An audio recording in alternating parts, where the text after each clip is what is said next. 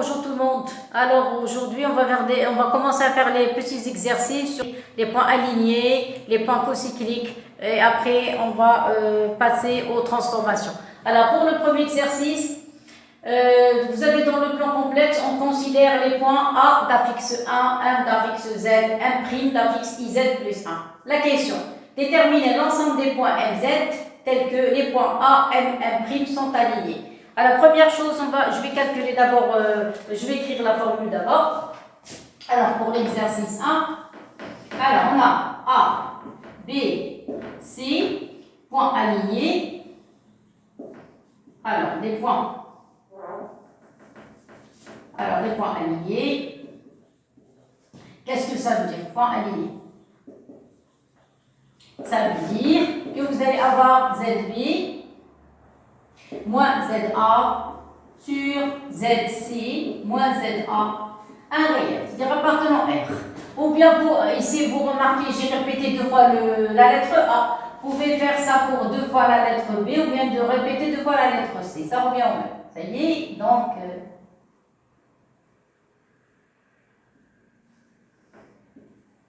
Et voilà, ça va comme ça? Très bien. Alors, je commence l'exercice. Exercice 1. Donc, alors, vous avez les points. A pour affixe 1. M, A pour affixe Z. M' A pour affixe IZ plus 1. Vous remarquez que le A, c'est le plus simple. Ça y est, donc je vais répéter ZA deux fois. Donc, je vais écrire ZM moins ZA sur ZM'. C'est ça. Je préfère écrire M' au numérateur et M au dénominateur. Vous allez voir pourquoi. Pour faut que le calcul soit un petit peu simple. Alors, je remplace. C'est quoi ZM'? On a dit c'est IZ plus 1. Vous allez voir. Voilà. Moins ZA. ZA, c'est 1. Pour ne pas se tromper, on effectionne les calculs. Moi, je mets des parenthèses. Alors, pour le ZM, ici, c'est simple, mais en général, il y a des calculs. Et moins 1. Ça y est, qu'est-ce que vous remarquez? Ici, il va rester Z moins 1. Si vous ne voulez pas mettre ici les parenthèses, ce n'est pas la peine. Vous voyez, donc vous pouvez écrire seulement Z-1. Mais au numérateur, regardez, il va y avoir des simplifications. Donc ce 1 avec ce 1, il va y avoir simplification. Qu'est-ce qui va rester? Il va rester IZ. Au dénominateur, il va rester Z-1. Alors ici, à ce stade, ça y est, arrivant à ce stade, on ne peut plus continuer. Qu'est-ce que je vais faire? Alors je pose. On pose. Z est égal à X plus IY. Parce que ça y est, on est bloqué, on ne peut plus avancer. Alors je remplace. Donc vous allez avoir I, facteur de X plus IY, ça y est, sur, qu'est-ce qu'on a dit? Z moins 1. Z moins 1, ça va être X plus IY, ça y est, et moins 1. Ça y est, voilà. Alors maintenant, qu'est-ce qu'on va faire? On va grouper la partie réelle et la partie imaginaire. Seulement ici, vous avez IX, il faut développer. Vous allez avoir IX, I avec I, ça donne moins Y, moins 1. Ici, vous allez avoir partie réelle x moins 1. Ici, vous allez avoir IY. Ça va jusqu'ici? Très bien. Alors après, qu'est-ce qu'on va faire? Maintenant, qu'est-ce qu'on va faire? On va enlever le I du dénominateur. Alors, même chose, comme tout à l'heure. Alors, qu'est-ce qu'on a? C'est mal écrit, il faut changer les places. Donc, vous allez écrire grand Z, Z2M, ZM moins ZA, sur ZM. Z'M' ici, Z'M' moins sur Z moins ZA est égal. Alors, premièrement, partie réelle. Partie réelle, vous avez moins Y. Partie imaginaire, vous avez plus X. IX sur, ça c'est un I, sur X moins 1. Voilà, ici vous allez avoir plus IY. Et voilà, ça y est. Alors, vous allez multiplier par l'expression conjuguée. Donc ici, vous allez multiplier. L'expression conjuguée, ça va être X moins 1 moins IY. De même ici, vous allez faire la même chose, X moins 1 moins IY. Ça y est, et après vous allez développer, ou bien vous procédez comme je vous ai montré la dernière fois. Comment on va faire? Vous allez multiplier la partie réelle avec la partie réelle, moins Y avec X moins 1, plus partie imaginaire fois partie imaginaire, c'est-à-dire X fois Y. On ne touche pas les I, que les parties imaginaires, X fois Y. Ça, concernant la partie réelle, plus I, facteur. On multiplie ce nombre avec ce nombre. Donc, on va avoir X, facteur de X moins 1, moins ce nombre avec ce nombre. Déjà, vous avez un moins. Donc, vous allez mettre les parenthèses pour ne pas avoir de problème de signe. C'est pour ça que moi, je mets les parenthèses. Vous avez vu, en général, on ne veut pas prendre de risques. Et en bas, au dénominateur, on va écrire a carré plus b carré, c'est-à-dire x moins 1 au carré plus y au carré. Ça y est? Bon, alors après, qu'est-ce qu'on va faire? On va séparer la partie réelle de la partie imaginaire. Donc, vous allez avoir la partie réelle. Vous pouvez ici développer, ça vous donne moins yx plus xy. Ça va disparaître, il va rester que y. C'est tout ce qui va rester dans la partie réelle. Alors, donc vous allez avoir x moins 1 au carré, plus y carré plus, je répète, ici vous allez avoir moins yx plus y, ça va disparaître, moins y avec moins 1, c'est un y. Maintenant, l'autre partie, vous allez avoir i facteur. Ici, vous pouvez développer, ça donne x carré moins x. Moins avec moins, c'est plus, donc plus y carré sur x moins 1 au carré plus y carré. Voilà, c'est terminé. Je ne peux plus avancer, c'est terminé. Alors, z' moins za sur zm moins za. Clair et net? Très très bien. Alors, maintenant, qu'est-ce qu'on veut? On veut que les trois points A, B, C soient alignés. Par conséquent, ce nombre doit appartenir à R. Alors, qu'est-ce qu'on veut?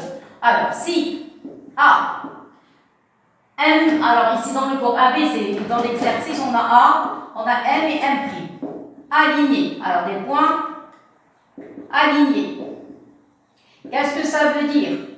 Ça veut dire que la partie, c'est-à-dire il va rester que ce nombre est un réel. Ça veut dire que Zm' moins Za sur Zm moins Za appartiennent à R. Qu'est-ce que ça veut dire appartiennent à R? C'est-à-dire il n'a pas de partie imaginaire. Voilà la partie imaginaire. Ça veut dire la partie ça veut dire la partie imaginaire de Zm' moins Za sur Zm moins Za est égal à 0. Ce rapport appartient à R. C'est quoi ce appartient à R? Il n'a pas de partie imaginaire. Donc ça veut dire I de ce nombre est égal à 0. Alors on a, alors pour gagner un peu d'espace, alors on a, alors I de Zm' moins Za sur Zm moins Za est égal à 0. Qu'est-ce que ça veut dire? Ça veut dire, voilà la partie imaginaire. Vous allez avoir x carré moins x plus y carré sur le dénominateur x moins 1 au carré plus y au carré est égal à 0. Vous êtes d'accord? C'est ça ce que ça veut dire la partie imaginaire nulle. Bon. Or, quand on a une fraction est égale à 0, le dénominateur ne s'annule jamais. Donc, qui s'annule? C'est le numérateur. Donc, le numérateur qui s'annule. Donc, vous allez avoir x carré moins x plus y carré est égal à 0. C'est quoi ça? Ça, c'est un cercle. Alors, comment je vais faire pour vous montrer qu'il s'agit d'un cercle? Regardez. Vous allez faire apparaître les identités. Alors, comment on fait? Vous enlevez le carré. L'écriture canonique. Vous enlevez le carré. Vous prenez x. Vous prenez la moitié ici. Vous avez 1. Vous avez 1. Vous allez prendre la moitié. La moitié, c'est moins 1 demi. La moitié, c'est moins, toujours la moitié. La moitié. 1 demi. Mettez au carré. Et vous retranchez le carré de ce nombre. Moins 1 demi au carré. Alors, je répète. X carré, j'ai enlevé le carré. J'ai pris que x. J'ai pris la moitié du nombre qui est à côté de x. C'est 1. La moitié, c'est 1 demi. Mettez le carré maintenant. Pour former l'identité. Moins le carré de ce nombre. C'est-à-dire moins 1 demi au carré. Ça y est, plus le y carré. Ah, le y carré, le y aussi doit avoir un nombre à côté. Mais il n'y a rien. Puisqu'il n'y a rien, qu'est-ce que je vais faire? Je vais écrire y. Ça y est, je vais mettre un moins et mettre un 0. Voilà. Voilà, je vais mettre un 0. Comme ça, je n'ai rien fait. Alors, mettre un 0 au carré est égal à 0. Vous avez compris? Voilà. Maintenant, qu'est-ce que je vais faire? Je vais prendre ce 1 demi au carré et le mettre de l'autre côté. Voilà. Et voilà, j'ai formé l'équation du cercle. Donc, vous allez avoir x moins au carré plus y moins au carré est égal à 3. Alors, je vais mettre les noms. Ici, vous allez avoir 1 demi. Ici, vous allez avoir 0. Ici, vous allez avoir 1 demi au carré. Et c'est quoi ce 1 demi au carré? C'est le rayon au carré. Et voilà, c'est. Donc, qu'est-ce qu'on a? On a A, M, M' aligné. Voilà. Qu'est-ce que ça veut dire? Ça veut dire que le point M, MZ, appartient à quoi? Appartient au cercle C, de centre oméga, de rayon R, tel que, c'est quoi le oméga? Oméga, les nombres que j'ai mis en rouge. Oméga a pour partie réelle 1/2, partie imaginaire 0, donc vous allez avoir 0i. Ça y est, je répète, ça concerne la partie réelle, ça concerne la partie imaginaire. Donc le somme du cercle va s'écrire sous forme de 1/2 plus 0i. Et de rayon, et rayon R, ça c'est rayon au carré, donc le rayon ça va être 1/2. Et voilà le point M. Alors, la condition pour que les points A, M, M' soient alignés, il faut que le point M appartient au cercle de centre oméga et de rayon R. Clair? Alors, je vous laisse assimiler et je passe au deuxième exercice. Alors maintenant, on va passer au deuxième exercice. S'il vous plaît, le deuxième exercice, c'est quelque chose de très important. La deuxième formule, c'est en relation avec Euler. Ça, il faut écrire sur une trigonométrique. Ça, c'est la formule de Moivre. Donc, il y a ici plusieurs relations très importantes. Alors, je vais commencer par le premier exercice. Qu'est-ce qu'on demande? On demande d'écrire sous forme trigonométrique. Alors, exercice 2. Forme trigonométrique. Donc, vous avez Z. À quoi est égal Z? Vous avez 2 plus 2, racine de 3 sur 3, I. Alors, on va factoriser par quoi? Par 2. Qu'est-ce que vous allez avoir? Vous allez avoir 1. Vous allez avoir racine de 3 sur 3i. Ça va? Très bien. Dans les mesures remarquables, on n'a jamais trouvé racine de 3 sur 3. On avait racine de 3 sur 2, racine de 2 sur 2. Pour rappeler 1/2, toujours des 2 au dénominateur. Jamais 1/3 au dénominateur. Alors, qu'est-ce que je vais faire? Je vais laisser le 1 tranquille. Ça y est, je vais écrire sous forme. Ici, ce nombre, c'est quoi 3? C'est racine 3 fois racine de 3. Donc, vous pouvez écrire sous forme de racine de 3. Racine de 3 fois racine de 3. Et comme ça, vous allez simplifier. Il va rester le i. Ah, ça, c'est i. Et voilà. Ça va maintenant, qu'est-ce qui va rester? Donc, il va rester 2. Vous allez avoir ici 1 plus i au numérateur sur racine de 3. Et voilà. Maintenant, je crois que c'est mieux que tout à l'heure. Vous êtes d'accord? Alors, après, qu'est-ce que je vais faire? Maintenant, qu'est-ce que je vais faire? Je vais réduire le même dénominateur. Alors, qu'est-ce que je vais faire? Je vais réduire le même dénominateur. Vous allez avoir ici racine de 3 plus i. Clair comme ça? Mais attention, un complexe, il faut toujours séparer la partie réelle de la partie imaginaire. Qu'est-ce que je vais faire? Je vais faire sortir sur racine de 3. Vous allez avoir 2 sur racine de 3 facteurs. Qu'est-ce qui va rester? Il va rester racine de 3 plus i. Clair? Le module, regardez, le module de racine de 3 plus i. À quoi est égal? C'est racine de 3 au carré, plus, s'il vous plaît, à côté de i, il y a le 1. Alors, c'est-à-dire plus 1 au carré. Alors, plus 1 au carré, racine de 3 au carré, c'est 3. 3 plus 1, c'est 4, racine de 4, c'est 2. Ça y est. Donc, qu'est-ce que vous allez faire? Vous allez diviser par le module et multiplier par le module. Donc, celui-là, ça y est, je divise par le module, voilà, ici, et je multiplie ici par le module. Comme ça. À quoi est égal Z1? Ici, ça donne combien? Ça donne 4 sur racine de 3. Ouvrez les crochets, ça c'est bien, ça pas de problème. Racine de 3 sur 2, mais ça c'est mal écrit. Il faut écrire i fois 1/2. Voilà, écriture correcte, c'est celle-ci. Maintenant j'ai terminé, ça y est, maintenant c'est terminé. Alors maintenant, si je dessine le cercle. Voilà, ça y est, alors je dessine le cercle. Alors, il faut faire descendre un petit peu l'axe des réels. Et voilà, maintenant un petit peu c'est correct. Ça va? Voilà le cercle, ça y est. Voilà le cercle. S'il vous plaît, quelle est la valeur la plus simple? Racine de 3 sur 2 ou bien le 1/2? Bien sûr, c'est le 1/2 le plus simple. Il est plus simple que racine de 3 sur 2. Bon, le i, voilà, le i se trouve sur la partie verticale. C'est l'axe des imaginaires purs. Vous êtes d'accord? Le rayon, c'est le cercle trigonométrique. Vous êtes d'accord? Ici, vous avez 1/2. Donc, si vous avez 1/2, le rayon du cercle trigonométrique, c'est 1. Donc, si vous prenez 1/2, on a déjà vu ça dans le cours, mais si vous prenez par exemple 1/2, on tombe sur quoi? On tombe sur pi sur 6. Regardez, c'est positif. Partie réelle, là voilà, positif. Comment illustrent la partie imaginaire? Positif aussi. Partie imaginaire, positif. Donc, c'est exactement pi sur 6. Et par conséquent, à quoi est égal Z1? Vous allez avoir ici 4 sur racine de 3, facteur de cosinus, toujours le cosinus au début, de pi sur 6, plus i, sinus de pi sur 6, ça va, c'est terminé. Et vous allez mettre sous forme de 4 sur racine de 3. Et ici, vous allez mettre pi sur 6. Et c'est terminé. Et voilà Z1, on a terminé avec Z1. Alors ça, c'était Z1. Maintenant Z2. Alors, pour Z2, Z2, on a 1 plus cosinus θ plus I sinus θ. Ça va? Alors, s'il vous plaît, ici, je prends θ compris entre moins pi sur 2, pi sur 2. Donc, moins pi sur 2 et pi sur 2. Et voilà, ça y est? Voilà, je continue. Alors, s'il vous plaît, je commence l'exercice. Les formules trigonométriques, voilà. Maintenant, on est bloqué. Si on n'a pas appris notre cours, on risque d'avoir des problèmes. Alors, quelle est la formule qu'on va appliquer? On a cosinus carré θ. Cosinus carré θ est égal à 1 plus cos 2 θ sur 2. Qu'est-ce que ça veut dire?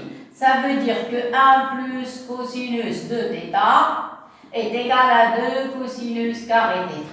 Mais nous, on n'a pas 1 plus cos 2 θ, on n'a que 1 plus cos θ. C'est-à-dire j'ai la moitié. Alors regardez, si vous avez 2 θ, ici vous avez θ. Ça y est. Donc, si on a 1 plus cosinus θ, la moitié, parce que ici vous avez l'arc moitié. Si vous avez 2 θ, ici vous avez θ. Ah, moi je n'ai que θ. Donc ici ça donne 2 cosinus carré θ sur 2. Et voilà. Pour 1 plus cos θ plus 2 voilà. 1 plus cos θ est égal à 2 cos carré θ sur 2. Maintenant, les ratios de sinus θ. Alors, bon. Pour sinus θ, vous avez à quoi est égal sinus 2 θ est égal à 2 sinus θ fois cosinus θ. Cosinus θ. Mais on n'a pas sinus 2 θ, on n'a que sinus θ. Alors, si vous avez que sinus θ, donc, si vous avez que sinus θ, à quoi est égal? 2 θ, vous avez la moitié, moitié. Si vous avez θ, la moitié, ça va être 2. Sinus, moitié, c'est θ sur 2. Voilà, fois cosinus θ sur 2. Et voilà, c'est terminé. Voilà la deuxième formule. Clair? Et on continue. Ça y est, maintenant on remplace dans Z2. Alors, par cœur, s'il vous plaît. Donc, à quoi est égal Z2? Vous remplacez, ça c'est la partie réelle, ça c'est la partie imaginaire. Remplacez par la partie réelle, ça vous donne 2. Cosinus carré θ sur 2 plus I. Sinus θ, voilà, c'est 2. Sinus θ sur 2 fois cosinus θ sur 2. Qu'est-ce que vous remarquez? On peut factoriser par le 2 et par cos θ sur 2. Factoriser par 2, par cosinus θ sur 2, ça y est. Alors, facteur, qu'est-ce qui va rester ici? Il va rester cosinus θ sur 2. Ici, il va rester le I, voilà, le I, le voilà. Et il va rester sinus θ sur 2. Et voilà, ça y est. Alors, vous allez me dire pourquoi j'ai ajouté cette condition? Parce que celui-là, ce nombre va jouer le rôle d'un module à condition s'il est positif. À condition s'il est positif. Ça y est. Alors, qu'est-ce qu'on a? On a θ est compris entre moins pi sur 2 et pi sur 2. Vous êtes d'accord? Moins pi sur 2, pi sur 2. Nous, on a θ sur 2. Donc, puisqu'on a θ sur 2, elle va être comprise, cette valeur, entre moins pi sur 4, je divise tout par 2, et pi sur 4. Le cosinus est positif. Voilà, regardez. Pi sur 4, moins pi sur 4, voilà, ici, ça va être pi sur 4, la moitié. Moins pi sur 4, c'est ici, voilà, c'est y. Et sur cet intervalle, le cosinus est positif. Regardez, voilà le cosinus, c'est la partie, c'est positif. Ça y est. Donc, il peut jouer le rôle de module, et par conséquent, c'est la forme. À quoi est égal Z2? Elle va s'écrire sous forme, la règle de résultat final. Module, c'est 2 cosinus θ sur 2. Et l'argument, ça va être θ sur 2. Et voilà, et c'est terminé. Voilà l'exercice. C'est Z3. Alors, Z3, c'est la formule de Poivre. Poivre, vous avez 1 moins I racine de 3 à la puissance 17. Alors, premièrement, qu'est-ce que je vous ai dit tout à l'heure? Comme ici, quand vous trouvez racine de 3 et le 1, ça y est, ici, il y a le 1. Mais je ne l'ai pas écrit, mais il y a un 1. Voilà, vous pouvez mettre 1 fois. Ça y est. Donc, quand vous avez un 1, il faut toujours diviser par 2. Même chose ici. Si vous prenez Module de 1 plus i, racine de 3, ça c'est i. Vous allez écrire ces racines.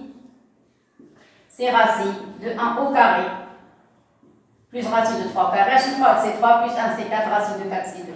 Et voilà, ça y est. Alors maintenant, on va passer au calcul. Alors, qu'est-ce qu'on a? On a besoin du module, donc vous allez avoir Z3 est égal. Voilà les parenthèses puissance 17. Je ne vais pas toucher pour le moment. Ici, je factorise par 2. Vous allez avoir 1 demi moins i racine de 3 sur 2. Et voilà. Moi, je pars ce qui est à l'intérieur. Alors, qu'est-ce qu'on a? 1 demi moins i racine de 3 sur 2, c'est quoi? Je dessine le cercle. Quelle est la partie la plus simple? Alors, attendez, on dessine le cercle.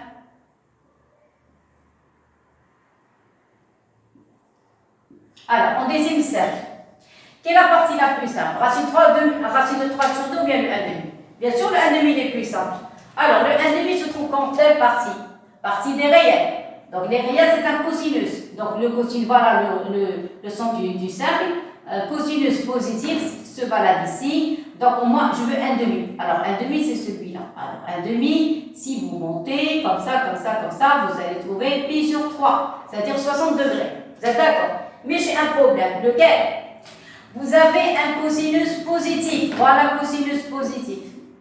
Mais vous avez un sinus qui est négatif. Sinus négatif, c'est ici. C'est-à-dire l'homme concerné se trouve dans le 4e cadran. 4e cadran, c'est-à-dire qu'il faut prolonger les traits. Et comme ça, si vous avez ici θ, ici vous avez moins θ. Donc ça va être moins pi sur 3. Voilà la mesure d'angle que je cherche. Et voilà, maintenant je passe, je remplace. Voilà 2.